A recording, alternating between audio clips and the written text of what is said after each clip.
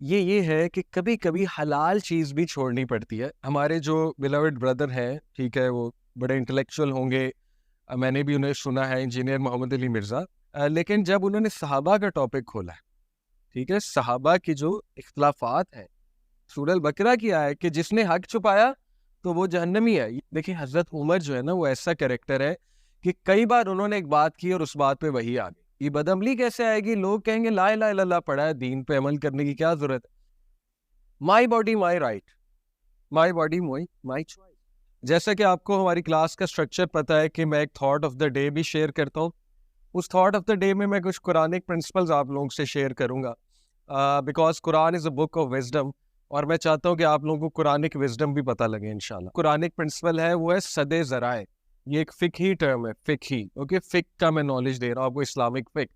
سد ذرائع بہت زبردست پرنسپل ہے, حکمت والا پرنسپل ہے, حکمہ, وزڈم. وہ کیا ہے؟ قرآن میں سورہ البقرہ میں آیت نمبر 104 میں اللہ تعالیٰ صحابہ کو کہتے ہیں کہ او یو بلیو, اے لوگوں جو ایمان لائے, یعنی صحابہ, پرافٹ کو رائنا نہ کہو, انظر نہ کہو. ٹھیک ہے, رائنا کا مطلب ہوتا ہے کہ ذرا ہماری طرف توجہ کیجئے یا ہم حاضر ہیں. ٹھیک ہے, یہ ایک عربک ورڈ ہے. تو جیوز کیا کرتے تھے اس دور کے, جو شرارتی ذہنیت کے لوگ تھے, وہ کیا کرتے تھے, وہ رائنا کو کھینچ کر کہتے تھے رائنا. رائنا کا مطلب ہے اے چرواہے, ایک ڈیروگیٹری ٹرم ہے. ٹھیک ہے, کہ وہ پرافٹ کو نا جان کے, یعنی نقل بھی اتارتے تھے صحابہ کی رائنا کہہ کے, اور ایک ڈیروگیٹری ٹرم بھی یوز کرتے تھے. جیسے آپ کو ہوتا ہے السلام علیکم کو کہتے تھے السلام علیکم, یعنی موت ہو تم پہ. ٹھیک ہے, تو وہ ذرا شرارتی ذہنیت تھی ان کی. تو اللہ نے کیا کیا کہ اس کا ڈور ہی کلوز کر دیا. اللہ نے کہا کہ تم رائنا نہ کہو, تم انظر نہ کہو, کہ ہماری طرف توجہ کیجیے. نبی صلی اللہ علیہ وسلم کو آؤٹ آف ریسپیکٹ رائنا نہ کہو. اس پرنسپل کو کہتے ہیں سد ذرائع. یہ کیا ہے؟ یہ ہے کہ کبھی کبھی حلال چیز بھی چھوڑنی پڑتی ہے.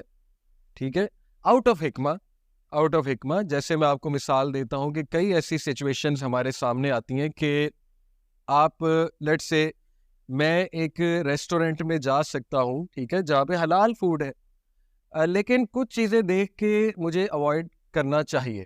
ٹھیک ہے, کہ اس سے مسکنسیپشن نہ کوئی پھیل جائے. لیٹ سے وہاں میوزک چل رہا ہے بہت زیادہ, تو میں تھوڑا سا مجھے دیکھنا چاہیے ایز اے دائی, میں اپنی بات کر رہا ہوں.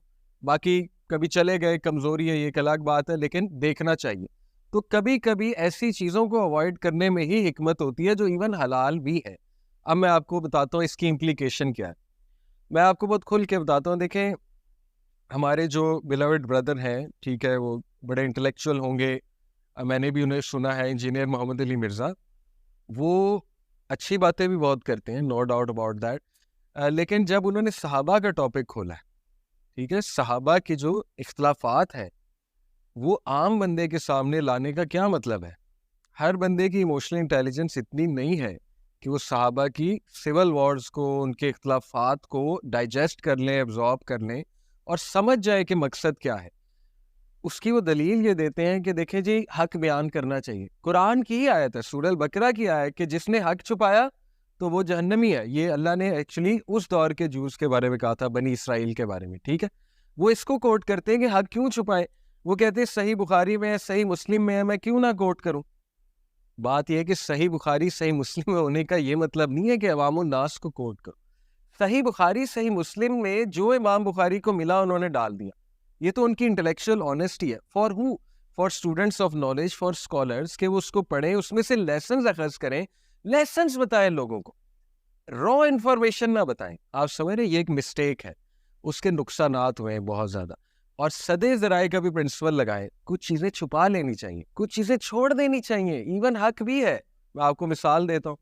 پرافٹ صلی اللہ علیہ وسلم نے ابو ہریرہ رضی اللہ عنہ کو کہا کہ جس شخص نے لا الہ الا اللہ پڑھا ہوا ہے وہ جنت میں جائے دل سے.